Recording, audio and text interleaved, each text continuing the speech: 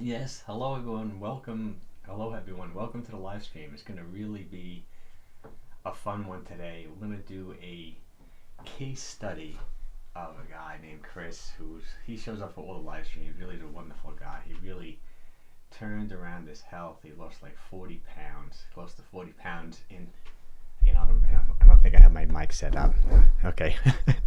Hey everybody, sorry about that with the mic. It's going to be a really fun live stream today. We're going to be doing a case study on a guy named Chris who shows up, every week for these live streams. He also comments on all my videos. He's really a wonderful guy. He really turned around his life when it comes to his health and his fitness. He lost like 40 pounds in less than 4 months. He reversed type 2 diabetes. We're going to go over the whole thing. I have a lot of slides today. I have about 14 different slides today to go through. First of all, explaining how he did it, and then he wanted my advice for starting like a workout and exercise program, which we're going to go over that as well. But let me go to the next slide. It'll explain this whole thing. Okay, so what we're going to do is that we're going to look at Chris as a case study, but I think you're going to get a lot out of this. It's really going to help a lot of people. And actually, I learned a lot from this as well, because typically if someone like Chris would come to me and work with me, because he did work with another fitness expert when he started out, and I'm going to give that expert credit, and we'll talk about that as well, I probably wouldn't have been as aggressive with him as this other fitness expert was, just because I've been doing, I'm 60 years old, I've been doing this for 35 years. It's so difficult, I find, for me to get people to be compliant and to actually do it, to go on like such a low calorie diet, to eat so perfectly. But Chris did it. So going forward, even with myself, when I'm working with people, I think I'm going to be a little bit more aggressive. So let's see what we got here. Hey, Nicholas is here. Let's say hello to a couple of people. I'm sure Chris is here. Oh, there's Chris. Hey, good morning, Chris. Thanks for showing up. Sound is good. That's great. I know I had my mic backed up. I've been working on these slides for a while, so I'm glad I started on time today. Like I said, Chris, we got about 14 slides to go through. But let's review.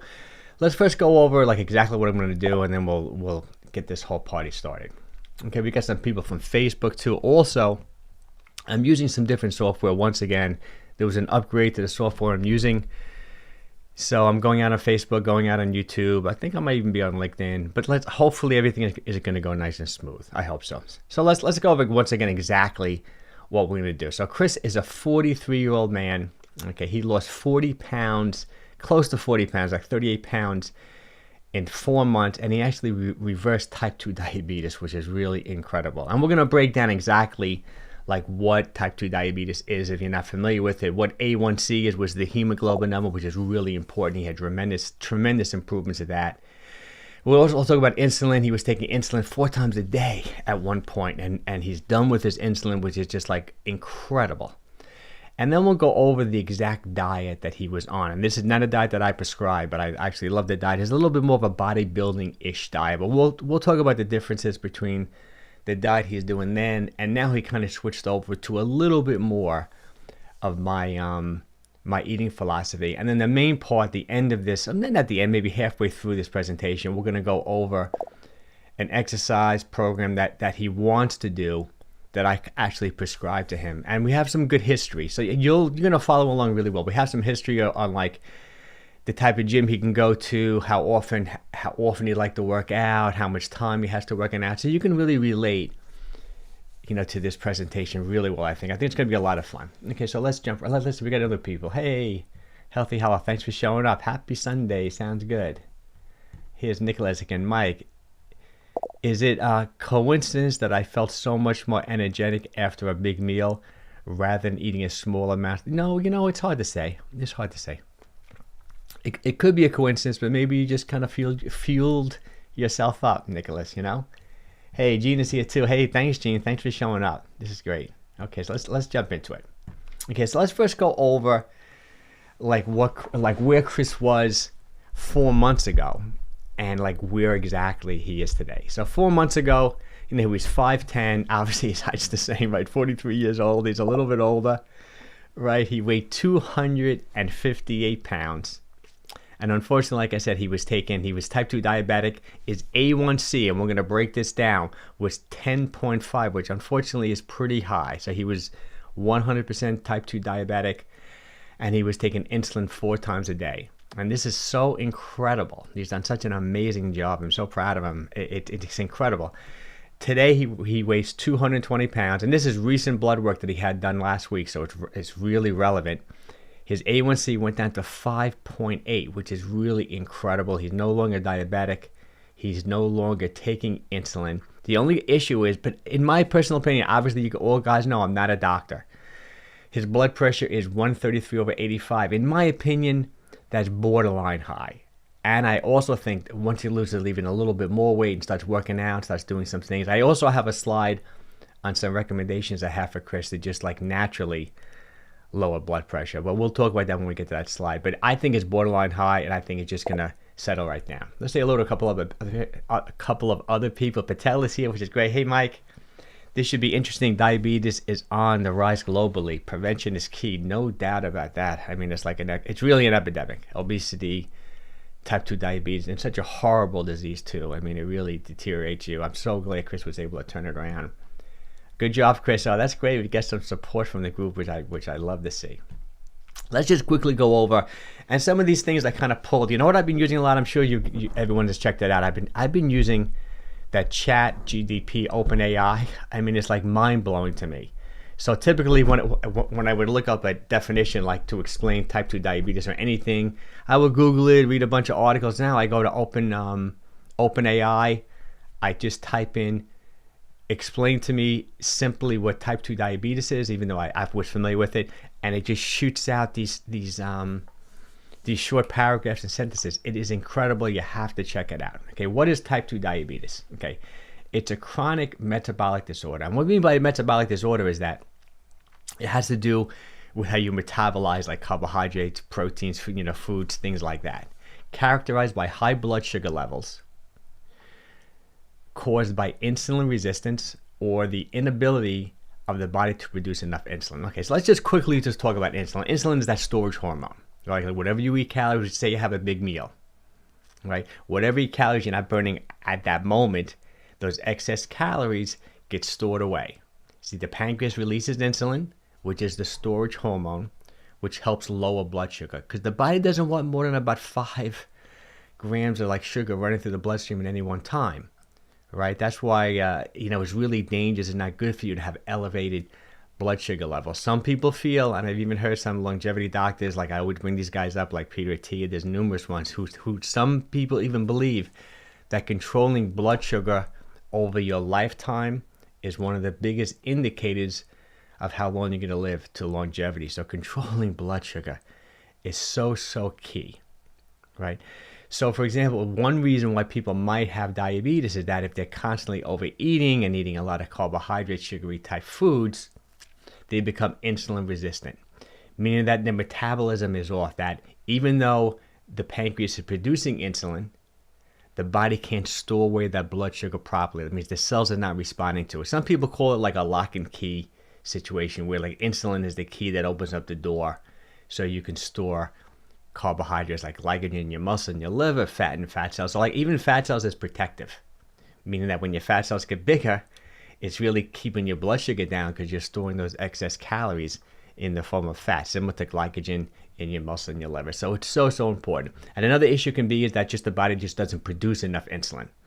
In Chris's case, once again, I'm not a doctor, so don't take anything I'm saying as like medical advice.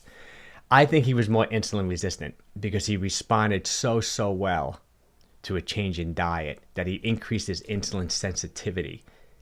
So he was able to store away those excess calories in the form of glycogen in his muscles and in his liver, and he was able to store this in fat cells. But you're going to see from his diet that he dramatically reduced calories and he ate a relatively low-carb diet. So he just really flipped the switch on this insulin resistance. I mean, it's really incredible. And I wanted to keep this small because I don't like to emphasize the negativity of diabetes. But if you have high diabetes, it can lead to obviously high blood sugar. It can damage blood vessels, it can lead to heart disease, stroke, kidney disease, nerve damage. You know how people have a hard time when it comes to like wounds healing. People get sores of wounds that don't heal. People lose limbs. It's just something that you do not want, type 2 diabetes. And in so many instances, it really is preventable. preventable, and now, as you see, reversible, which is really incredible. And let's just talk about A1C. A1C is the hemoglobin number, and as you can remember from a slide ago, Chris's was 10.5, which is really high. Now he's 5.8, which is pretty much ideal. I think it's even going to go lower, Chris. I mean, they classified it online as 5.7 being normal, but 5.8, I mean, you're right there. I think you're going to go even lower.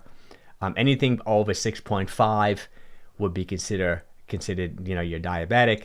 And then there's always that in between range, similar to your blood pressure. In my opinion, your blood pressure is like borderline high. Okay. If this is a blood test you do, you may have seen it. You may not have had this blood test unless your physician felt that you may have been diabetic or pre-diabetic, or else they may not even run an A1C. But what it really looks at, it kind of measures, the simple definition would be, it kind of measures how your body is processing carbohydrates over a 2 or 3 month period. Like when you eat carbs, when you eat a big meal, can you lower blood sugar effectively? And if your A1C is high, it's kind of saying that your blood sugar levels are just too high consistently, which can lead to all those negative health effects. Let's see what Jeff's got to say. Hey, good morning. Hey, Jeff, how you doing? Mike, I'm almost 18 hours into a 24-hour fast. Really cool. Okay.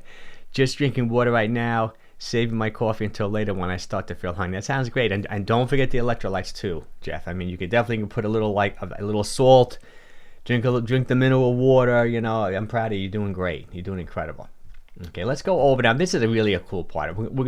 I got so many slides. I'll break it down even further.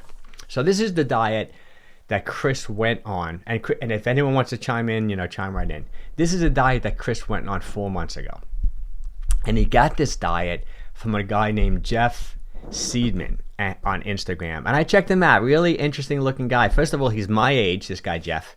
He looks great. He's like shredded. He's like one of those really bodybuilding like physiques if you want to check him out on Instagram. But he's 61 years old. I guess he's doing really well. He has a lot of followers. He has over 100,000 followers on Instagram. I never really saw him before this, but I think he's been around the fitness bodybuilding world his entire life.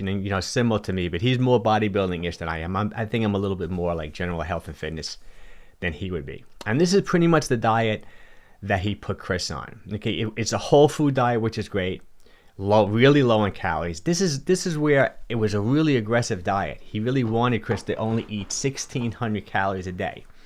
So look at it like this. If you take a guy like Chris who was 258 pounds, my general rule would be 10 times your body weight. Like I would have put him on probably like 2,500, 2,200 calories a day. This guy, Jeff, was much more aggressive, 1,600 calories, which Chris kind of modified it and went with 1,750. But I'm really impressed by how Chris was able to do it, to really just eat 1,750 calories on average for 4 months. Really, really impressive. So really a low calorie diet, which is great. It was a high protein diet. It was, good amount of fiber because there were a lot of vegetables. So not like a moderate carb. There wasn't like processed food. There was no empty calories, really no bread, a little bit of sweet potatoes like that, and really kind of low in fat. That's where I would differ a little bit. I probably would have given Chris a little bit more fat, but that's more of a traditional bodybuilding-ish type style of eating, where they want to control calories by keeping the fat down, eat a moderate amount of carbs, always keep the protein high and the fiber. So there was a lot of like lean meat, high protein, a lot of vegetables though. He was eating pound and a half of vegetables a day. You'll see the actual diet too that Jeff recommended to him. And then he was also concerned a little bit with the healthy fats. Like Chris sent me some notes on what him and Jeff like discussed. And Jeff also said to him, which I really like, that if your cholesterol is high, I guess Chris's cholesterol is fine. Stay away from saturated fat, things like that. Get most of your fats from extra virgin olive oil, from like avocado oil, things along the lines of that, which I do like too. And he didn't really want him adding fat to his diet to increase his calories, similar to me. He just really wanted him to get fat from the foods that he's eating, because he'd be eating lean meats and some fish and eggs and whole eggs, things like that. And let's go over like an exact version of, and I just kind of took this from the email that Chris sent me on exactly what Jeff gave him. And Jeff gave him multiple options. He could have done the OMAD diet. He could have just ate one meal a day. He could have went with the 2MAD diet. That's the one I pulled out. Or he could have ate 3 meals a day.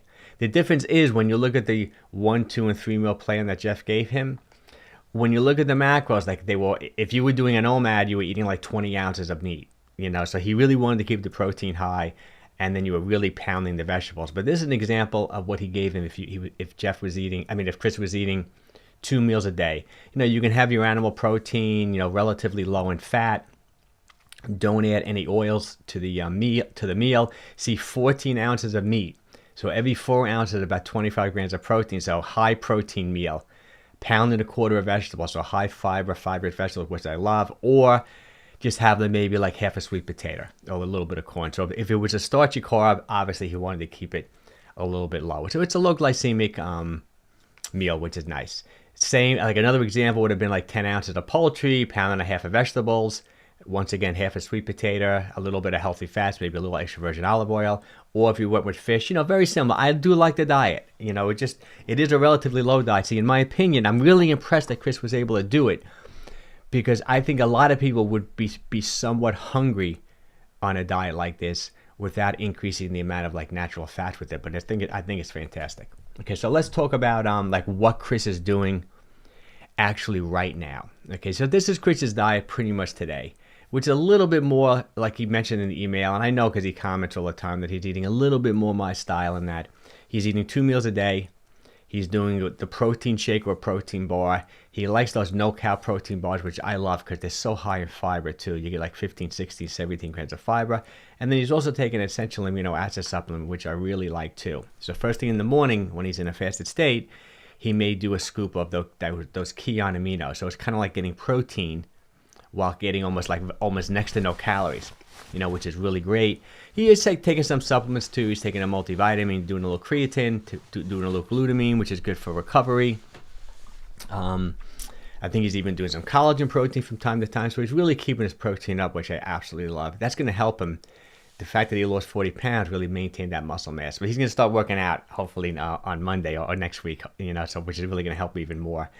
He's eating like a lot more fish than maybe Jeff recommended now, which I love. More avocados. You know, he really is hitting the fermented foods really well. You know, he's eating the sauerkraut and kimchi, you know, things like that. I think he's getting more fiber. He's drinking a ton of mineral water, which I love. So he really just modified the diet, what he was doing. He's probably taking in a little bit more calories now. He's probably getting more healthy fats, maybe more fiber, a little more fermented food. I just love it. I love it. He's doing great. Like I said, okay, and then he said, and there's another thing he's doing, which I love too. He's doing a 60-hour fast once a month, which is amazing. The great thing about that is that when you fast for like 2.5 days, first of all, you're going to get into a mild state of ketosis.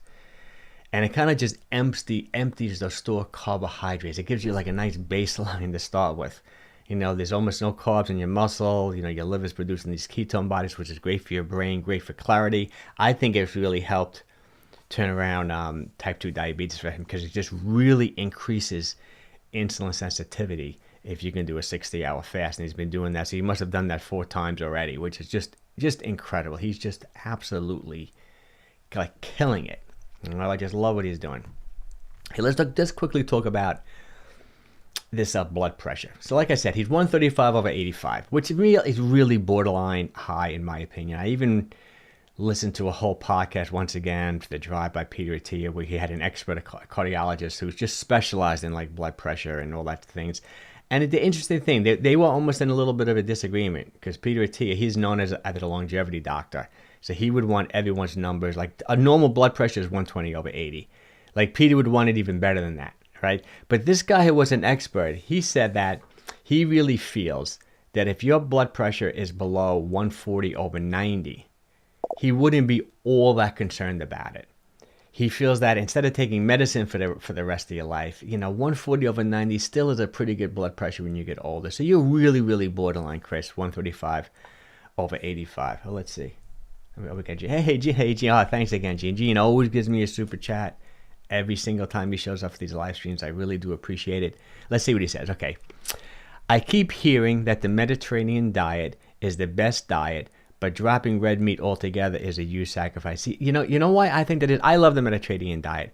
I just think the Mediterranean diet is just, not that it's a buzzword, but you know, the Europeans follow the Mediterranean diet, and I just think that their whole lifestyle is just so much better. They're so much more active. I brought this up a couple of times in the live streams. Like, we just got back from Italy, like you guys know.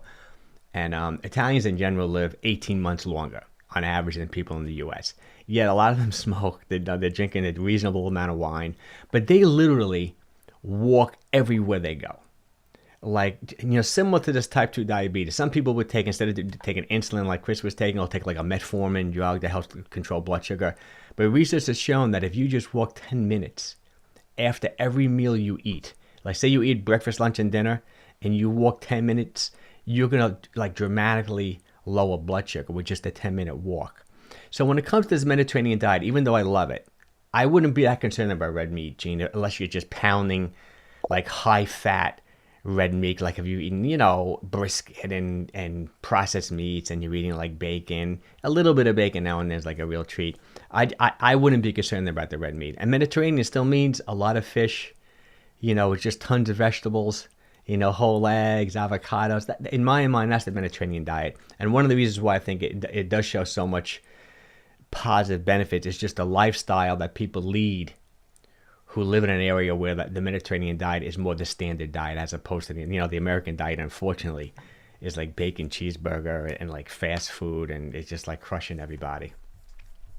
Okay, my blood pressure is 113/80 as I cut carbs considerably. That's great. Yeah, I know a lot of people say that too. That as your insulin sensitivity increases and you reduce carbohydrates, you can do really well with lowering blood pressure. But I wouldn't worry about a reasonable amount of red meat, Gene. I eat mostly fish. I lean towards the pescatarian. I know you guys follow all my videos. Because I like to keep the omega-3s really high and all that. That's another thing Chris was taking. He's taking some omega-3s as well. But I do eat red meat maybe once a week. I probably average maybe 4 red meat meals a month. And the main red meat that I have is, you've seen my videos, I make that like bison buffalo chili, which I absolutely love. We're actually making it tonight, which is such a lean meat. And I would just do leaner red meats. I know Gene too, you also followed what's his name? Now I can't think of it. Not Dr. Berg, the other doctor he's into like no carbs. It'll come to me in a second. I know he's into maybe that more of a carnivore diet where you're eating like fatty meats, but I would avoid the fatty meats. I really would. Let's go over some things that maybe Chris can do just to make himself feel better, and that maybe take a little more of an active role in even lowering his blood pressure too. A couple of things you want to focus on. It was even a popular book years ago called the DASH book, which really was like all these Harvard doctors looked at blood pressure and they said, if you can increase your potassium, your magnesium, and your calcium within your diet, it could really help lower blood pressure. So I've done this. The high blood pressure does run in my family. So, I want my parents to do this. I kind of stick to a diet like this too. You can eat foods that are high in potassium, magnesium, and calcium. Like the adequate intake for potassium is like 4,700 milligrams a day, which is like a lot. I always give this example. A banana is 400. Got to eat 12 bananas to get the adequate amount of potassium, right? Magnesium, 400 milligrams. That's why I know Chris is doing the mineral water. The Pellegrino is high in magnesium, and you want a decent amount of calcium too. And how you can increase your potassium while at the same time keeping calories under control, because you don't want to eat too many. Like, you don't want to drink like orange juice, which is relatively high in potassium, but there's just too many sugary type calories in orange juice. But you can go with a celery juice. I talk about this all the time. Celery juice, for 40 calories, you can get like 1,000 milligrams of potassium. You might want to try that, Chris, as long as you feel like it's not too sugary. In my opinion, celery juice, I don't think it's going to really get you with the sugar. Tomato juice is another one. Very veggie, has this, that's the brand I like a lot, has this tomato juice, same thing. You're going to get like 800, 900 milligrams of potassium. I'm glad that you started doing avocados. An avocado, 900 milligrams of potassium, right? Let's see, I think Chris has got a question here. I eat lots of Brussels sprouts, cabbage, green beans with broccoli, cauliflower mix. Ooh, it sounds good. I love it. That's great, Chris. Hey, Linda. Thanks for showing up, Linda. This is cool. Thanks for showing up. Great. Right.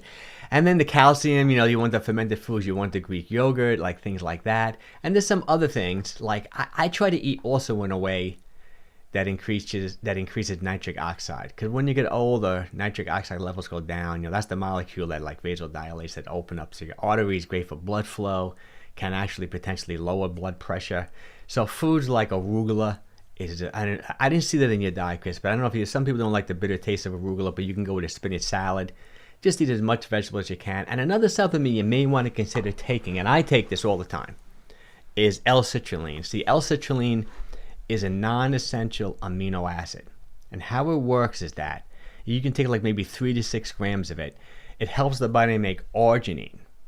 And when arginine levels are elevated, arginine helps the body make nitric oxide, which can lower your blood pressure, vasodilation. It's such a great thing. And some people say, well, why wouldn't you just take arginine? Because it seems like the research is showing that you're better off first taking L-citrulline. If you just took arginine as a supplement, might not work as well. Something, I know you're taking a lot of different things. It's an inexpensive supplement, L-citrulline. You can buy the bulk package. It'll last you 3 months for like $25. I do it all the time. It's also a popular supplement for pre-workouts because it can help you get a better pump in the gym. So my like pre-workout thing, I'll put a little L-citrulline. I was going to say beets and things like that for you, Chris, but beets are a little too high in sugar. Because I would say, like, for example, instead of doing celery juice, you drink a glass of beet juice. It's just too sugary. I like the celery juice because it only has like 35, 40 calories. I buy the, what's that brand? I buy the Starbucks brand, which is the Evolutions, I think, brand. A little expensive, though. Sometimes they're on sale, like a 2 for $7. And each one is like 35 calories, gives you like 900,000 milligrams of potassium. But think about potassium, think about magnesium, think about calcium, and then think about eating in a way that can increase your nitric oxide. And then you even may want to do a breathing practice. You know, I do my 4-7-8 breathing every day, where I just breathe in through my nose for 4 seconds, hold it for 7, breathe out for 8. You know, but I truly think that your blood pressure is going to regulate, even just doing exactly what you are doing. You just need a little bit more time for that. Okay, so let's go over, like, the main reason Chris wanted me to do this is, like, what is his what's going to be his new workout plan. And this is what I do when a new client starts working with me. I want to be realistic, so I want to know, like, where they're coming from. I don't want to give them a routine or a program that they don't have access to certain equipment, or they're going to, you know, I don't want to say work out for an hour every day when they only have 30 minutes twice a day, you know, twice a week. So this is Chris's situation, okay? One thing is he wanted to wait until he lost the weight, you know, took control of this diabetes type thing before he really started hitting the gym. So he's ready to start working out now, which is great. He has a membership at Planet Fitness. He had a couple of other memberships too at this like one of those gyms, like not hot yoga, but like hot yoga, which maybe down the road, Chris, I think that could be a good thing. Those heat shock proteins is a good thing. But I think now I would rather just keep it really, really simple. He has a membership at Planet Fitness, which is great. So I'm going to want him to go to Planet Fitness 4 days a week. He does work long hours. He's a really hard-working man, which I love. You know, I'm the same way. He's very driven. He just, you know, takes care of things. He's pretty active at work. He's in and out. He's moving around. He wears a Fitbit. He's walking over a mile a day at work. Let's see. We got a question from Ann. Let's see. Hey, Mike, watching from Tasmania. Oh, this is incredible. Thank you for all your advice. It's priceless. Thanks so much. Whoa, around the world. I kind of love that. I wonder what time it is there. That's cool. Okay. So he also said that he will go to the gym after work. He works really hard. Like he's up. I think he's at work at like 4:30 in the morning. He's not done until like 5 o'clock. So he's gonna go straight to the gym 4 days a week. He wants the weekends are possible too, but he also works a long day on Saturday, similar to me as well. We think alike and we're alike, Chris. And he wants to focus on resistance training and cardio, which I love. I wouldn't be too concerned about like flexibility. You're gonna get the flexibility just from doing the resistance training, you know, from just training antagonistic muscle parts. Like that's what people don't understand about lifting weights and doing resistance training. Whenever you're contracting one muscle, the antagonist muscle is being stretched. Like for example, you're doing a row where you're contracting your posterior muscles. What are you stretching? The whole anterior. Like the best way to stretch out your chest and your pecs and the anterior deltoids, the front of your shoulder, is to do a rowing motion where you're contracting the posterior muscles. And it's something called reciprocal inhibition. Like when your bicep contracts, what relaxes? Your tricep. It's just how the body works, or else there would be no movement. It's 4 a.m. Oh my goodness. Wow. It's early. I'm glad you were up listening to this. I really appreciate it. Okay, so let's go over Chris's workout. And I hope Chris is not disappointed, but he made a little note of it that maybe the circuit, I really want him at least for the first month or maybe the first 6 weeks to really be conservative and really take it easy. The last thing I want to do is to get him sidetracked, to get him hurt. Plus in the beginning, most people will get stronger and improve in the gym or doing any type of resistance training from your neurological system. And this is pretty much how it works. Like if you would take someone who hasn't worked out, say, in a decade, or maybe has never worked out in their life, you hand them a dumbbell and you want them to do a bicep curl. Their central nervous system, their brain, which tells the muscles to contract, or like to recruit, is very, very sluggish. Meaning that it's not like when you start straining more, working harder in the gym, it's not like the muscle cells themselves are contracting harder. You're just recruiting more of the muscle cells to contract. It's like an all or nothing theory. So for example, let's say you got 1 million muscle cells in your biceps, right? You haven't worked out in a decade, or maybe you've never worked out, and you try to do a bicep curl, you may only be able to recruit 30-40% of those muscle cells to work. But as you start working out, like right away, literally within the first few weeks, you're going to be able to recruit more and more muscle cells to contract. So you're going to instantly get stronger. It's kind of like the wiring within your body gets improved and gets enhanced before you truly get the training effect of like muscle hypertrophy and the muscle cells getting stronger. So you're kind of like fine-tuning your central nervous system. Your body's going to work better. So in the beginning, I don't want Chris getting hurt. I don't want him hurting his joints. I don't want him to be crazy sore. Soreness is not necessarily an indication of how good you're working out either. You can always get sore when you lengthen a muscle and you stretch a muscle. Like there's something called the concentric and eccentric muscle contraction. When you're making a bicep and it's shortening, that's concentric. When it's lengthening, it's eccentric. Like if you did something where you're doing like a deep fly and you're really stretching the muscles and like pulling them under tension, that can make you sore, but not necessarily tell you that you've got a good workout. So we're not looking really to get Chris sore. Let's see, I think Anne's got another question. Chris, I'm hypothyroid with nodules. Any advice at all if you've had clients with thyroid issues with training and food, mean to avoid stress and gluten-free? You know, that's hyper. That means you're overactive. I mean, you're taking Synthroid or anything like that. That would be, no, hypo would be you're taking Synthroid, so you're not. Nodules, I mean, obviously your doctor's on top of this, I'm assuming, right? And, you know, maybe you had like a little scan and you've seen the nodules and they feel they're going to probably monitor them to make sure they're not getting bigger, to see what's going on with them. You know, I hate to give medical advice. I have my opinions on that, but I don't know if I want to, you know, go into it. I would just pretty much, you know, work with your doctor. But I have to say, since I've trained thousands of clients, I've had numerous clients in your situation, and they were able to actually reduce and shrink them. And they generally work with more holistic type doctors with diet and things like that. But I think there's something you can do as opposed to just having those nodules removed. But if the doctor wants them out, you know, either you can, you know, listen to your doctor or get some other opinions. But, you know, I can't say that's an area of expertise for me because it just isn't. But I appreciate you asking the question. Okay, so let's go over Chris's plan. Okay, let's see, Anne's following up with that. Let's stay on this. And finding the frustration with weight loss. I'm very active, but I know the secret is all in the weight training. I'm not doing enough. Any advice for premenopausal women, hormones? Thank you. Yeah, you know, I would definitely hit the gym. I wouldn't kill yourself. You can do a routine like we're going to be talking about now. Resistance training is so important for weight loss. But I would make sure, I'm assuming, and you're kind of on page with me when it comes to diet, in that you're eating an adequate amount of protein. Protein's key. Best macro for satiety. Best macro for maintaining muscle mass. I would make sure you definitely, I find a lot of women just don't eat enough protein.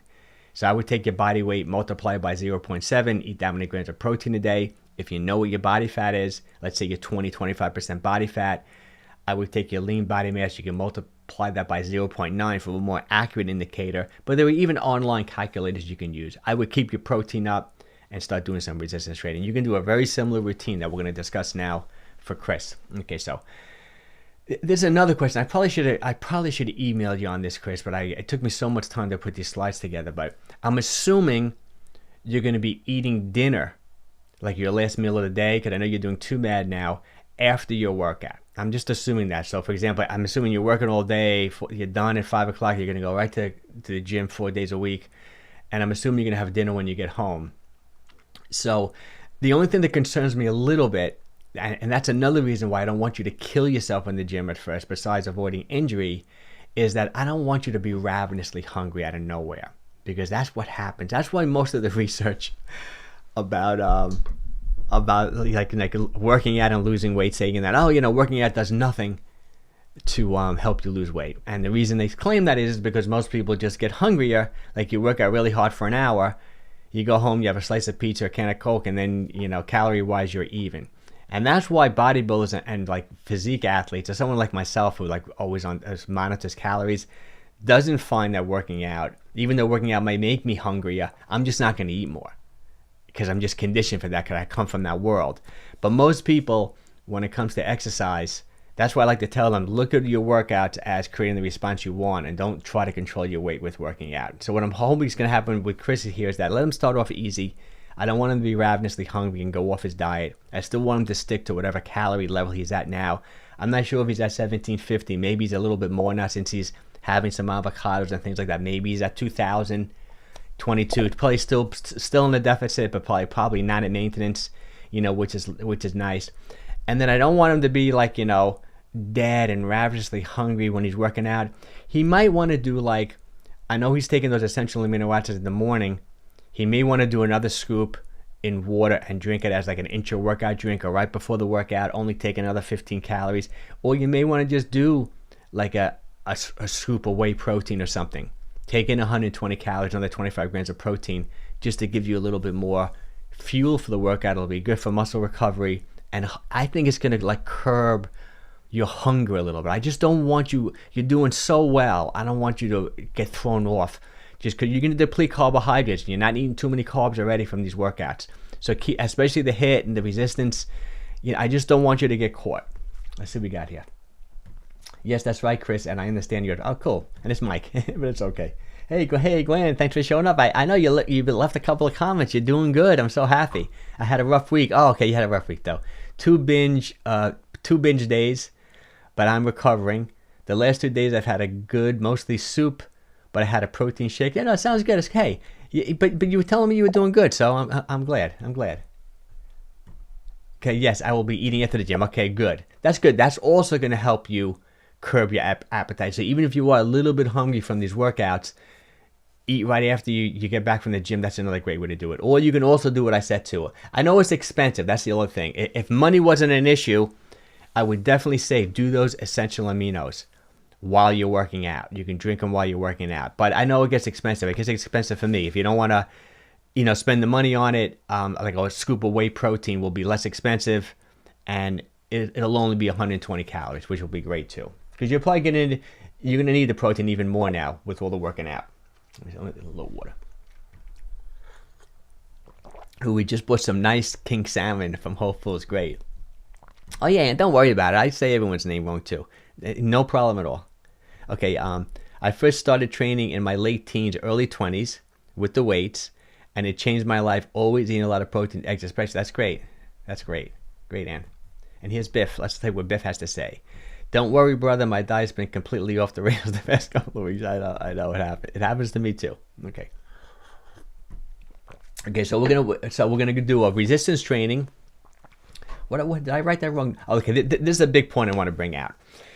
I definitely don't want, whenever you read about resistance training, and even when you're looking at studies, everyone's talking about training to failure. Like, you got to train to failure. But it seems like all the new research, and this is how I've always felt my entire life, I don't think you have to train to failure. Every now and then is probably a good idea.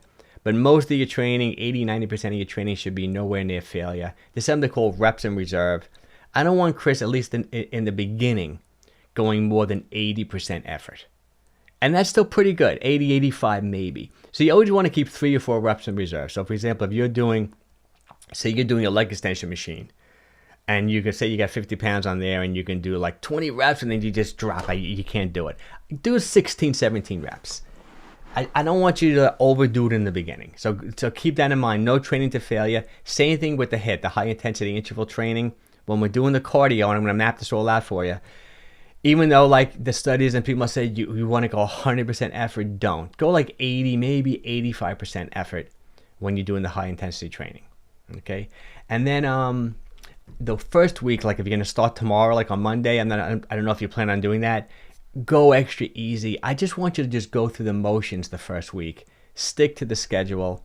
You can go 50, 60% effort. Just take it real easy, in particular, even the first week. And then we'll, after you go through this whole thing in a couple of months, we'll change things up for you, and we'll make the workout a little bit more challenging. Okay, let's go over some general resistance training rules, and this could be good for and this is really good for anyone. I really like these rules, especially if you're starting out, or even if you've been training forever.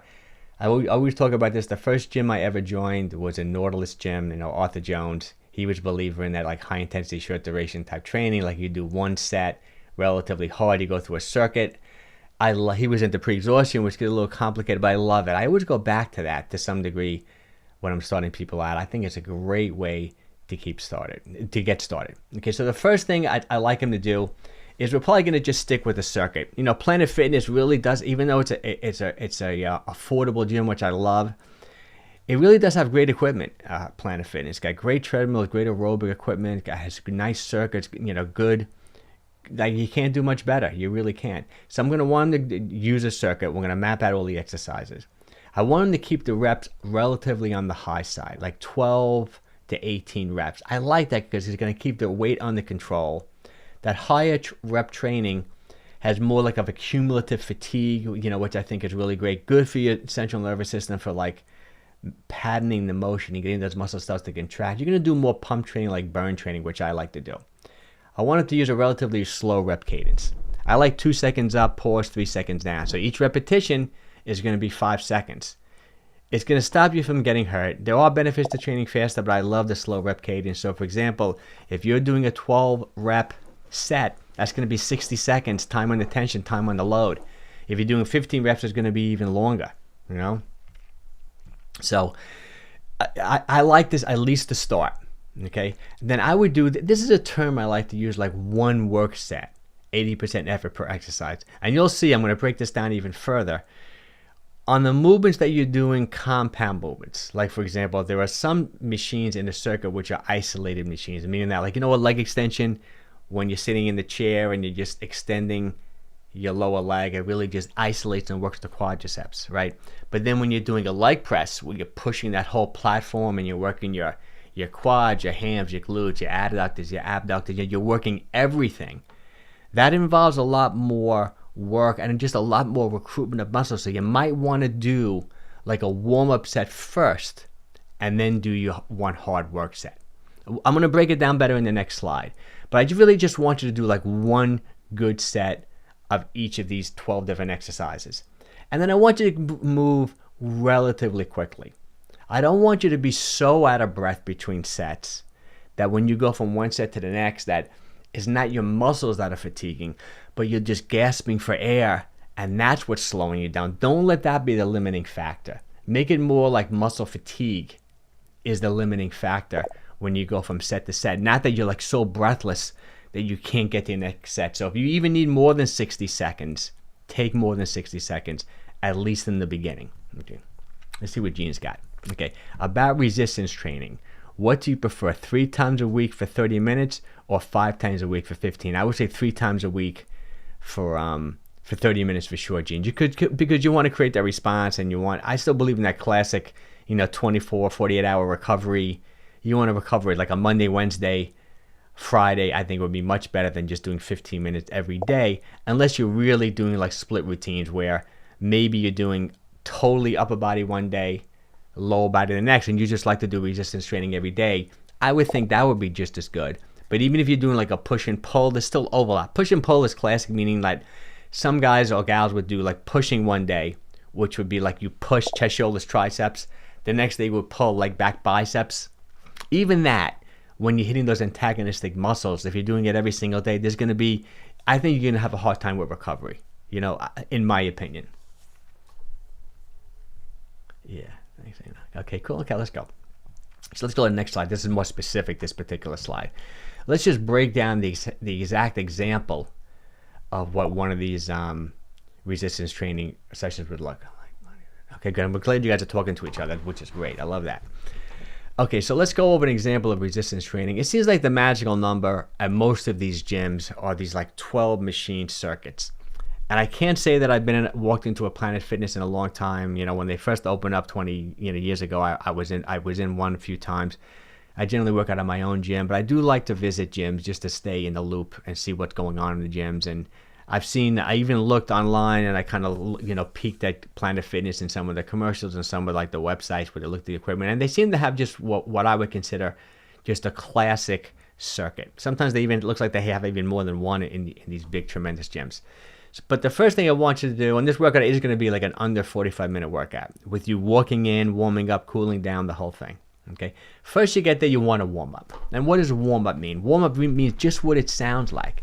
You're warming your muscle, your body up. You're increasing your core body temperature, especially it's the winter time. But I think you're in Texas, right? So maybe it may not be that cold. I think you said Texas. But you want to increase your body temperature, and your muscles will automatically become more elastic. You know, the fluid within your jaws, the viscosity of the synovial fluid gets more lubricating. It's gonna prepare you for harder work. So it's really important. But I wouldn't do something crazy. Like I wouldn't do jumping jacks or squat thrusts or burpees, nothing like that. I would literally get on the bike. Walk. I would say walk too. I like the bike or the elliptical because you're getting a little more knee flexion. Just go easy for 5 minutes, increase your body temperature. Maybe get your heart rate up to like 115, 120 beats per minute. So you know that you warmed up. And then, like I said, I would do one work set per exercise. But the compound movements, you might want to do a light warm-up set of 20 repetitions. We'll get to that a little bit more when we go through these exercises. And at a little bit of a quicker rep cadence. I'll explain to you what I mean. Okay. So, for example, most of these circuits are going to be like leg extension, leg curl. So leg extension, after you warmed up, you can sit on the leg extension, put a moderate weight on there, and you want to do like 12, 15, 18 repetitions to 80% effort with a slow rep cadence. 3 seconds, 2 seconds up, pause, 3 seconds down. And you're going to go from your biggest body parts to your smallest. That's what you want to do. Like, for example, you don't want to like train your arms before you train your chest or your back because your arms are already the weak link. So keep that in mind. So you're going to do a leg extension, leg curl.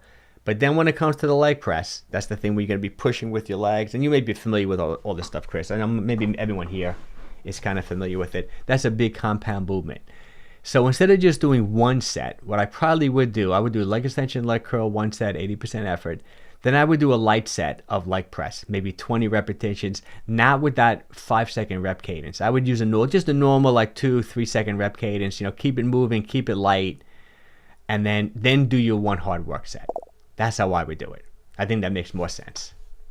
Yeah, 66 degrees in Texas, so maybe you won't need as much of a warm up as me. It's getting cold finally now in New York, so you show up to the gym, you're ice cold. You may need a little bit more of a warm up.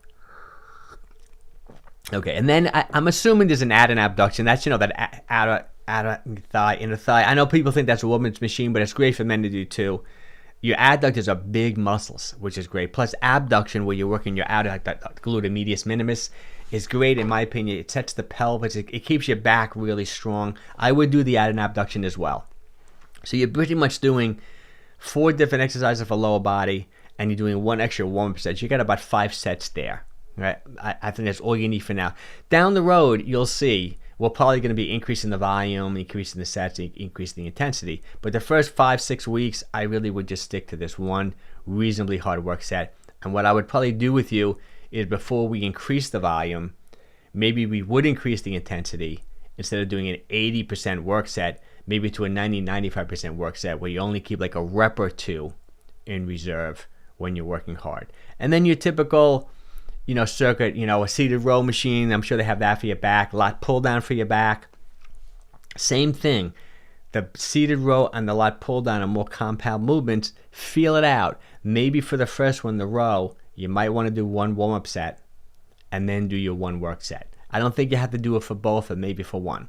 Then you're going to go to chest, right? You got your bench press, same thing. You might want to do a warm-up set and then one work set. The fly, no warm-up set because it's an isolated movement just for the pecs. Shoulder press, I think you're pretty warm. I would just do one set of shoulder press over the head. Do your one set of your lateral raises, one set bicep curls, one set tricep extension.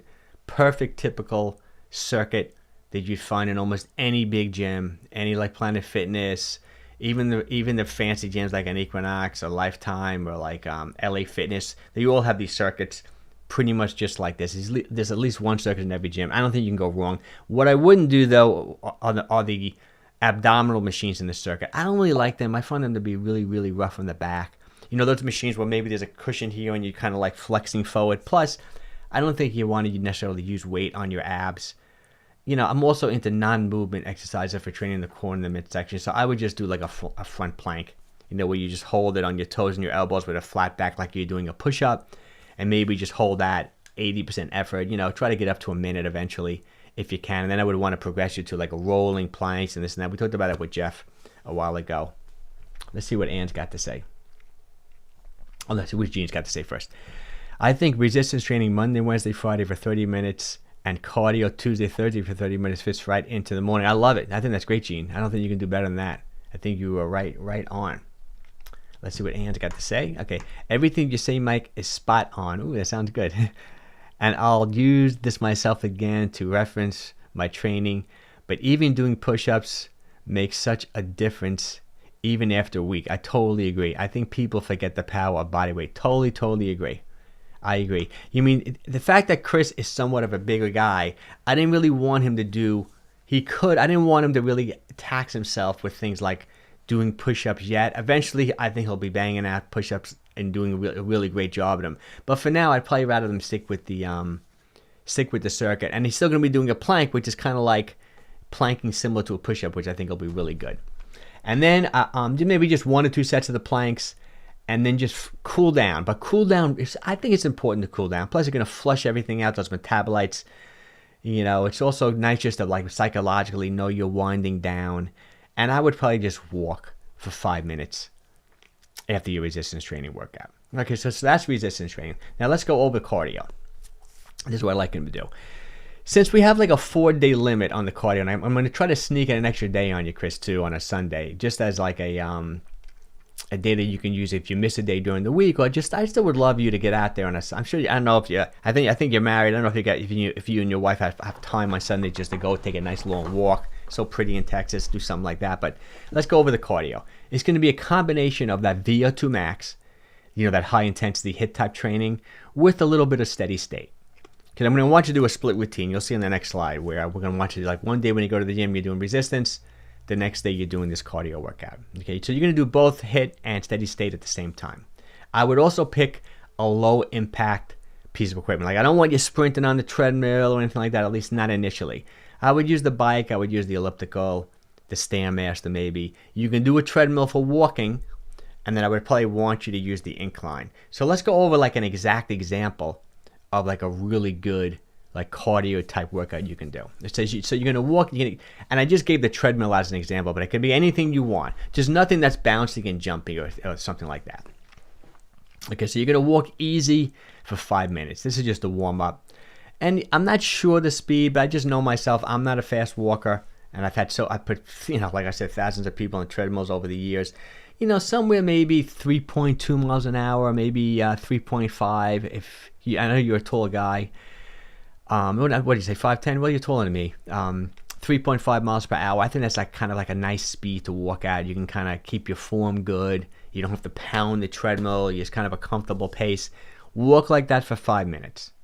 And then for 1 minute, this will be your first interval. Increase the incline. Could be 10%, could be 5%. Get to the point where your heart's up there pretty good. In your case, like maybe 140, 145 beats per minute for 1 minute. And you don't necessarily have to take your pulse all the time, or sometimes when you hold those grips they're somewhat inaccurate. You can use something called rate of perceived exertion, meaning that you want to be at about an 80-85% effort level. And I like you to do that for 1 minute. So like warm up 5 minutes, 1 minute hard, and then I like you to recover, do 1 minute easy. So make the incline flat, walk like that for 1 minute. And I like you to repeat that 10 times for a total of 20 minutes, right? So you warmed up for 5 minutes, you did 1 minute relatively hard, 1 minute relatively easy for 20 minutes, and then you're just gonna cool down. No, I'm sorry. Then instead of cooling down, you're going to go more into your steady state where you're going to walk for 15 minutes at not necessarily an easy heart rate, kind of the low end of that target heart rate formula. You know, the target heart rate formula is you take 220 minus your age. So if you're, let's just say you're 40, so 220 would be 180. So you're 43, so 180 would be 176. Times that by 65%, times that by 85%. I like you to get the low end of that, kind of like that base building level where your heart rate is only like 115, 120, and that's how you finish your workout out. So you're kind of getting the best of every world there. You're warming up, right? You're getting your VO2 max, which is going to increase your maximal oxygen consumption by doing those 10 intervals. And then you're also getting some steady state where you're burning a little bit more fat and just building that aerobic base. I like that workout a lot. I would start there. You could do more eventually. We'll change it up down the road, but I think that's a great place to start. Let's see what Ann said. Exercise. I've noticed, Mike, even after an active day, when I do push-ups in the evening before bed, I sleep a lot better. Whatever is released with weight training just makes me sleep much better. No, I agree. I totally agree. Okay, so let's go over now. Let's map out the whole. So we know the two basic workouts you're doing. I hope you don't think this is too simple, Chris, but I really would like you to start with something like just like this. I mean, sometimes you can make these workouts so complex and so confusing, but initially the first 2-3 months, I'd like you to take it easy like this. So Monday, I would just want you to do the Monday, Tuesday, Thursday, Friday split, where Monday you do your resistance training, right? Tuesday you do that cardio workout we just talked about. Wednesday you're off, right? Thursday you do your resistance training again. You do your cardio again on Friday. So you're hitting each muscle group twice per week. You're doing your cardio twice per week. Then Saturday, you work really hard on Saturday. You probably take that day off the same as Wednesday. And Sunday could be like a dual day. Sometimes, I don't know if things come up for you at work or with the wife, with the kid, whatever is going on in your life. If you miss a day, you can always use Sunday as a makeup day. But for example, make sure whatever you miss, like don't do 2 cardios in a row, don't do 2 weight trainings in a row. So for example, on Friday, if you're supposed to do cardio because you did your weights on Thursday and you missed Friday for some reason, just do cardio on Sunday. Just make sure you're not doing more the weights than the cardio. Just don't do the weights 2 days in a row. Make sure you get at least a day or 2 break. But if you had a perfect week and you went to the gym 4 times a week and you did this whole routine, I still would love you to get outside, get a little sunlight, get that, take a walk with your wife, maybe Sundays or something like that. Go for like a 60, 90-minute walk. I love those long. That's what I'm doing today, right after this live stream. I think I'm going to do like a 100-minute walk today. I'm going to do that my Hudson River loop twice. I love it. It's like meditating when you're moving. I think that's going to help you also with blood pressure too. And I'm sure you got a stressful life. You work so hard. I would use Sundays for that. And this is the routine. It may be really simple, but Chris, what you've done is like, I'm sure your doctors must be like, you must have blown your doctor's mind with how incredibly well you've done. I hope Jeff knows how amazing, who gave you the routine. I hope he knows how incredibly well you've done. I bet you're one of his biggest success stories. It's just incredible how you were able to do it. I'm so impressed by the whole thing. You did great. And that's it. And that's pretty much that's the whole routine. Let's do a little Q&A, but let's see what Chris got to say. Okay, wow. This life has been so helpful, and I'm so impressed with you. Now, thanks, Chris. I appreciate it. Thank you for your time and for helping me and everyone around me. No, Chris, that's great. You did it. I didn't do much. You really did it. And like I said, this was a real learning experience to me because, since literally I've been working in gym from the age of 16. And, when you're younger, I was so much more aggressive in how I would prescribe exercise. In fact, I personally overtrained for like 20 years. I had a problem with that. I was, worked out way too long, too hard. And, I would eat normal and then maybe I would do extreme dieting to get super lean. And even when I used to prescribe exercise routines and diet routines with people, I was much more aggressive, more like what Jeff gave Chris. But then over the years, just from working with so many different people and all that, no one does it. The whole thing is like, it's so easy to get someone to come to my gym or I go to people's homes to train. To get them to work out relatively hard and effectively. But when it comes to getting people to eat correctly or to live like a good, healthy, active lifestyle, like not drink too much. It's so difficult, and I've kind of eased up in my recommendations and strategies over the years because I wanted people to do it. But I'm so impressed. I think I may get a little more aggressive again, based on how well Chris did, which is so great. Let's see what Ann's got to say. Okay, Chris, you'll see such a difference with doing what Mike says.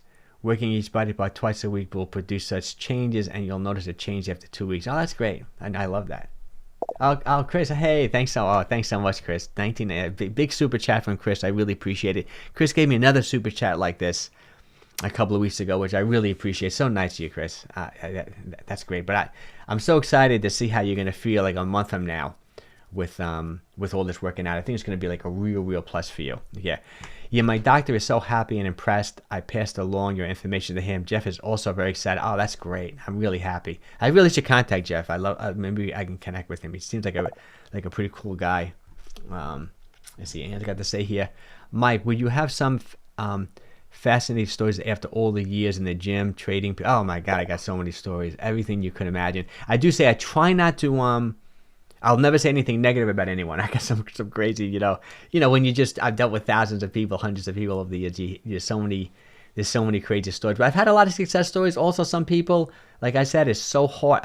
The biggest frustration I've had with my career over the years is really, that's why I've kind of leaned. If you look at the YouTube channel, you see that even though I do have a good amount of exercise, prescription, and workout videos, I've always found the most challenging part of my career is just getting people to eat correctly, because it's a 24-hour, 7-day-a-week job. Sometimes I forget who I heard this from. This was like a podcast. People saying how like people have eating disorders.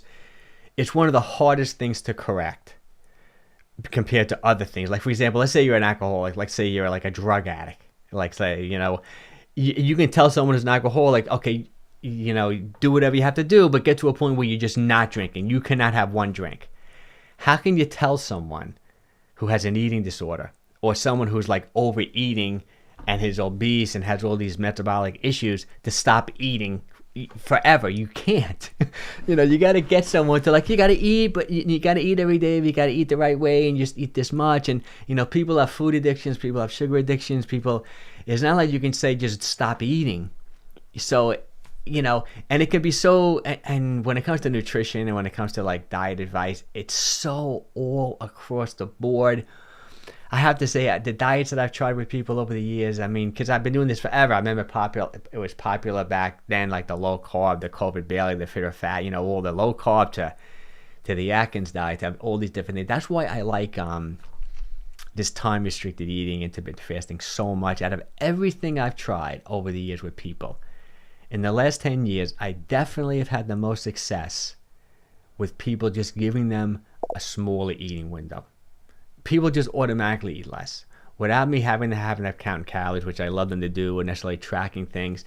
That's why I just tell people, eat 2 meals a day, add a protein shake to make sure you're getting enough protein. Give yourself an 8-hour eating window.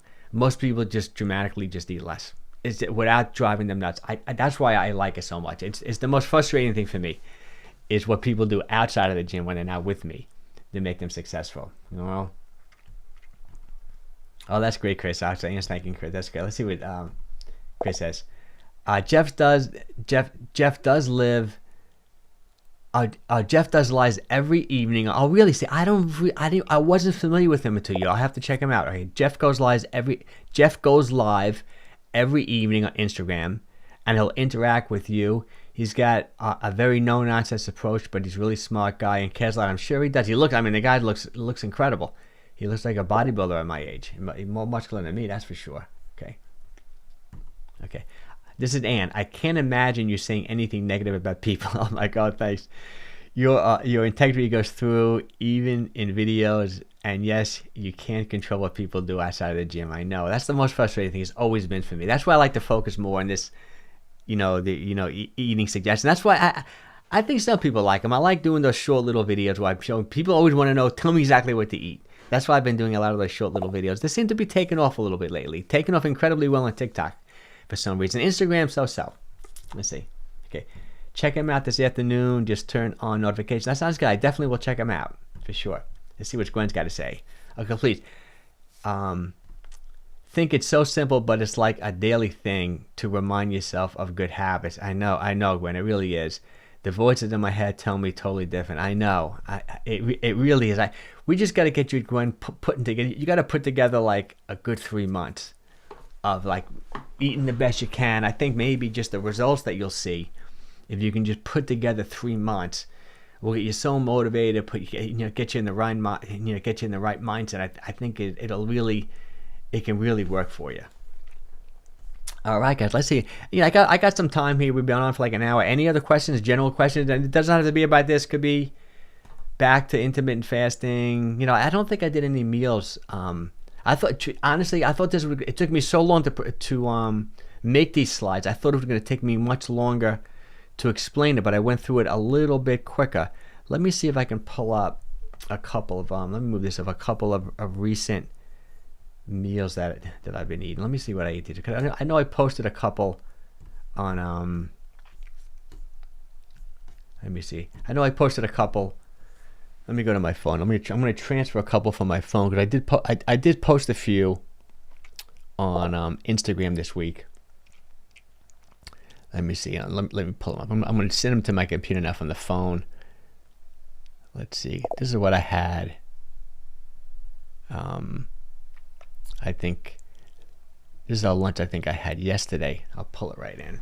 I show you. It's kind of, I've been, since I'm always like my typical thing, I'm always prioritizing protein. See, it's kind of cool, this software. This software is amazing. This is the 𝘾𝙊𝘼 where I can pull in different pictures. This is what I had yesterday, for lunch. I know people say, "Oh, Mike, you're always eating the same foods." I try to just mix up sometimes the presentation. And but similar to like Chris, to me, this is like such a perfect thing for Chris to eat, because you have the arugula, right? The arugula is going to be high in nitrates, which convert to nitric oxide when the body, which can help low blood pressure, things like that. Right? You got the blueberries for the antioxidants, like a low sugar fruit.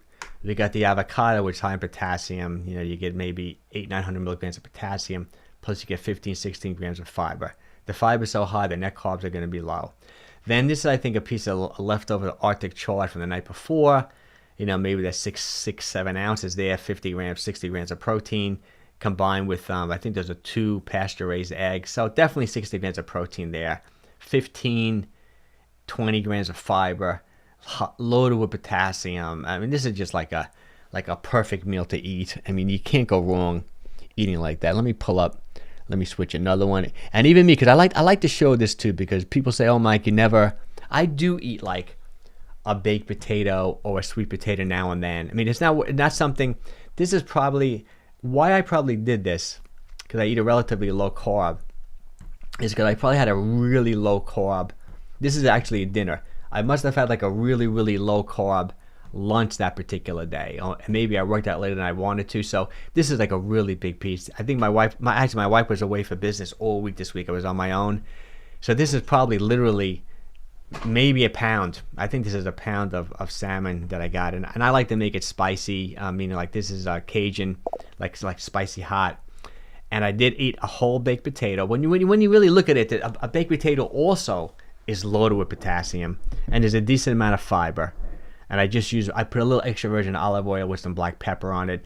Then I had my arugula salad. I mean, I love it. I mean, this gives me energy for my workout the next day too. Let's see what Jeff's got to say. Okay, this is Jeff. I'm focusing on cutting fat before tennis. So you want to lose, not out of your diet, you mean fat off your body, right?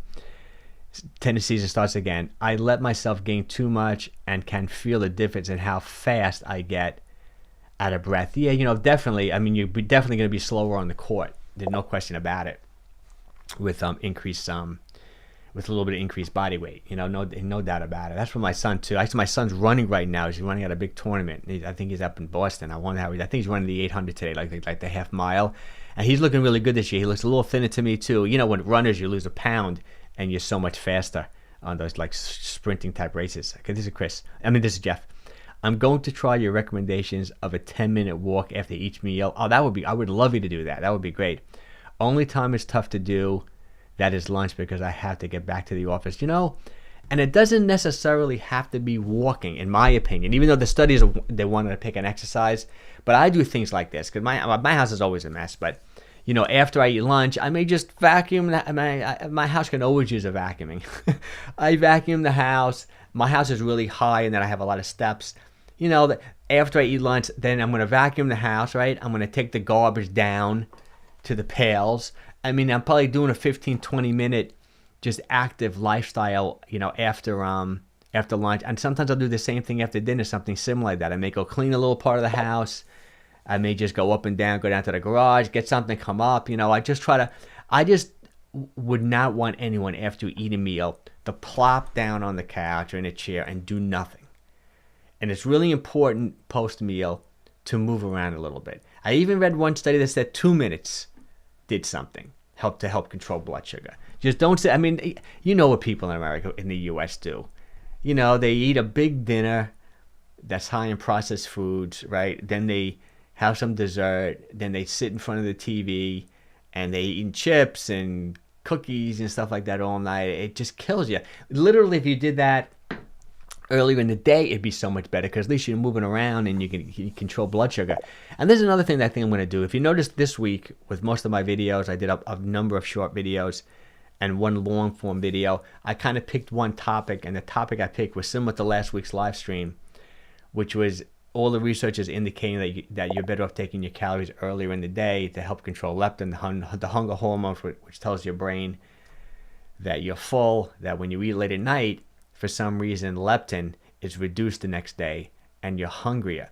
I think I might start doing that with my content every week on YouTube. In that I may stick to one theme and then make a couple of videos or a few videos on that theme, and I keep on switching it every week to really get. Sometimes you have to tell people the same thing over and over again to really get the point across. Let's see what Chris. Oh, so Ann, this is great. Ann is thanking Chris, which is really nice. Thanks, Chris. Okay. I'm an avocado fan, but I eat them in smoothies. That's the only way I can really stomach them. Must try. No, it's really, I think a smoothie's fine if you want to do an avocado in a smoothie. I think that's great too. He's not, Ann's not a fan of avocado. I mean, you don't have to eat avocados. Is it Gene? Okay. I heard there is a minimal protein threshold for you to eat in one meal for it to be healthy. It's interesting. Another podcast. I'm trying to think now that I've listened to so many podcasts. It may have been Peter Attia, it may have been my other famous podcast, Andrew Huberman, and they had this doctor spent his whole life studying obesity and whatever, and he kind of like specialized. He has a PhD. He specialized in protein and amino acids and protein. This is what he said, which I really, really liked. He felt that the two most important meals of the day when it comes to protein is the first meal you eat and the last meal you eat. And this is how he explained it. He said when you have your last meal, you're going into that fasted state, you're depleting, you're going into stored energy. mTOR is downregulated. That's the growth thing, the growth phase that you get from eating protein. You go into the repair mode, the AMPK, your recovery. But then he says when you wake up the next day, it's so important in his opinion for maintaining muscle mass and keeping muscle on your body, increasing muscle mass, to make your first meal of the day high in protein. And he felt that, like what Gene is asking, the minimum threshold is at least 30 grams of protein he would want you to have for your first and your last meal. But then he elaborated on it. It was like a 2.5 hour podcast. He really thinks, that's where I really got my thing. I try to eat 30 to 60 grams of protein with every meal. So I do my 2 meals a day. I'm at 120, and then I want to be around 150. So then I do like a nice protein, a scoop of protein powder, maybe even a little bit more. Plus you do pick up protein, even, like a baked potato and some arugula may have a gram or so, like a protein. So you may pick up 5, 8, 10 grams and, from the vegetables and stuff you're eating. And he said, like, when you get over 60, and it also depends on how big you are. He thinks when it comes to hypertrophy, this or that, you may not get too much more benefit if you go beyond 60. But he also talked about how, yes, protein is also used for other things besides just muscle hypertrophy, right? Your skin, your hair, your nails, your bones. I mean, protein is used for everything. So my quick answer to that, Gene, just based on, what this PhD guy said, is that I would shoot for a minimum of 30 grams of protein if you can. as the minimum threshold for a meal. But you're a bigger guy like me. I would go beyond that. I really would shoot for that 50, 60 grams. Even when you do like a scoop of protein powder, 25, 30 grams is generally what I do. So like one scoop of that, I know that's what Chris takes, my favorite, that Garden of Life. One scoop, I think, is 24 grams, 120 calories. Sometimes I give it a little bit more. I may go a whole scoop and then just do like a quarter, like a scoop and a quarter, just to get to that minimum threshold of like 30 grams of protein. But that was a good question. I like that. Let's see what the answer is. Okay. I just don't get the SP spaz. Is that the texture? And glad to know I'm not the only one. Oh, you mean you're talking about Jeff? Okay. Okay. Oh, I don't understand what you mean by the SP spaz. You're talking about Jeff, right? Okay, gotcha. Same issue. Cool. Hey, James. Thanks for showing up. Cool. Okay. Good morning, James. Same to you, Mike. I have done some research. Okay, James, I have done some research, and I think you should get 50 grams or more first meal of protein. I personally do, and I do agree with you, and that's kind of what the expert said. Like, he would kind of, if you're a guy and everything, lean you more towards that 50 to 60 grams. But I do remember him saying that if you have to pick a minimum, he would do a minimum of at least 30. But I'm with you, James. I go 50, 60. If you can. Sometimes if I do just the protein shake as my first meal, like I said, at 10 o'clock, I'll do that weight. I'll do a bar. And maybe have a little bit of powder along with it. I may only do 30, but I do agree. If you can do 50, 60, I think you're better off. But if you're like, for example, if you're a 120-pound gal, I think you can get away with that 30 grams. Just eat like a Quest and no-cal bar. That's what my wife does. She's 100, and I think my wife's like 108. She's a petite gal, 5'10", 108, 110. She'll take in like 25 grams of one of those bars as her first meal. Thanks, Dan. So much good advice. I appreciate it. I see what Gene's got. Okay. I guess taking both a protein shake and a Quest bar for breakfast would be great. 50 grams of protein in one meal. That would be great, Gene. Especially, I know you're doing a very low-calorie diet now. So if you did a protein shake, let's say 120 calories, I think that Quest bar is what? I think 180. What would that give you? 120 to 300 calories, 50 grams of protein. And you're getting like 15, 16 grams of fiber from that Quest bar. Yeah, I think that could be a good thing. Just drink a ton of water with it, though. Try to go. That's another thing that I've been doing, which I love. I've been doing this for a couple of months now. I love. I've been doing that 32 ounces of mineral water in the morning with a lemon squeezed into it. I really love it. I feel like that wakes me up better than all. I've been drinking too much espresso lately, though. Ever since I got to Italy, I've been on this espresso kick. So I'll do it like before my coffee, or sometimes I'll have an espresso, then do the lemon juice. But typically I wake up, cut a lemon in half, squeeze half a lemon. I use one of those pint beer glasses, fill it up with the mineral water, drink that, maybe wait until I process that a little bit, because sometimes it's hard to drink 32 ounces of water like back to back. Do it again, then I'll have another cup of coffee. And then if I don't have a client first thing, then I go right outside, take my early morning walk. I've really been walking twice a day, which I really, really love. It puts me in such a good mood, great for my circadian rhythm, get that sunlight. And I still haven't been wearing my contacts. I got to start wearing my contacts. I just got all these new contacts. I don't want to put them in the morning because I want the natural sunlight to hit me, because I just looked at the contacts and I didn't realize there's UV protection in them.